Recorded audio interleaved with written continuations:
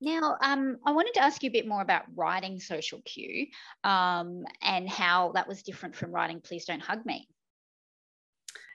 Yeah, they feel like polar opposites in terms of writing experience. They probably ended up being maybe like there's a little probably more thematic similarities than I thought when I started writing Social Cue, because I think I started from this place of just wanting to write something joyous and uplifting and escapist, I guess, because I started writing it during the bushfires of 2019 and the start of 2020, and then into a pandemic, and all I sort of wanted to read and watch throughout that was romance stories, because they were just a little bit of an escape and a bubble.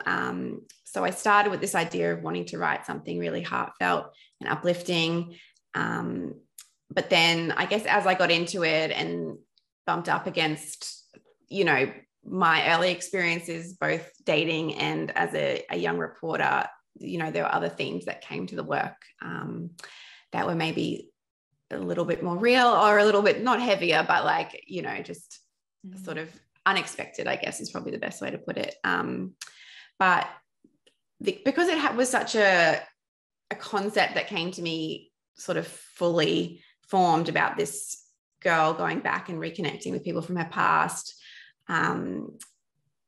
Not that I'm a planner, because I really am just a pantser of a writer. I sit down and see what happens, but I had these sort of checkpoints, and I decided pretty early that it was going to be 5 people, because I don't know, I just really like the number 5. So I knew that I was going to be writing my way between these dates, and that gave me a framework so that I guess my first draft came out a lot cleaner than Please Don't Hug Me. And because I'd done it before, I guess, probably, and the editing process was a bit more familiar to me. So I knew what to expect in terms of structure, and a little bit more about, what the final result is going to look like. So I think, whereas with Please Don't Hug Me, it was, I don't know, I felt like I was trying to decode a foreign language, another language or something. Whereas this, I kind of knew a little bit more. And I feel like authors talk about their second books being a struggle. And I feel like I kind of lucked out with this one, but I definitely feel like my third book is going to be that struggle. So I don't think I get to escape it. I think I just get to delay it for a little bit. But it was a lot of fun, and it was a lot of just like dreaming up cute moments or awkward moments or bad dates. So that was just very enjoyable to me. I love rom-coms and reading them and watching them. So yeah, it was really good.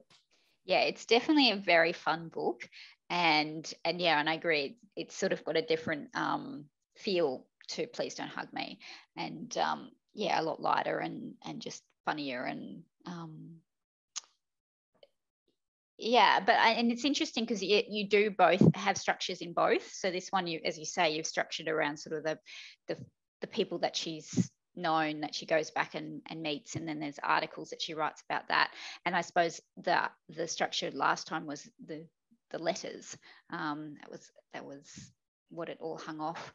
But do you have any tips for aspiring writers, and especially aspiring autistic writers? Things that you find work for you? Okay. Yeah. I am lucky to be doing a writing group with young autistic writers, and they blow me away with their work. So I don't know that I would necessarily position myself as being, knowing what to do. But I think like we've touched on, rest is really important creatively, I think, as well. I think I can have a tendency to want to push through and not listen to those signs that I might need a little bit of a rest, especially when I read writing advice that's like, you must write every day, or you must write 1,000 words a day. It's really easy to